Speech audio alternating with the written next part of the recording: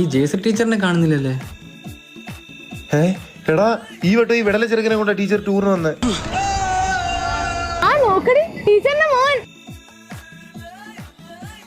ഇനി ഇന്ന് മൊത്തം ഈ കുരിപ്പിനെ സഹിക്കണമല്ലോ. ഞാനും കളിക്കുന്നു. കാല്. അയ്യോ മോനെ, അറിയാതെ ചവിട്ടിയത് കേട്ടോ.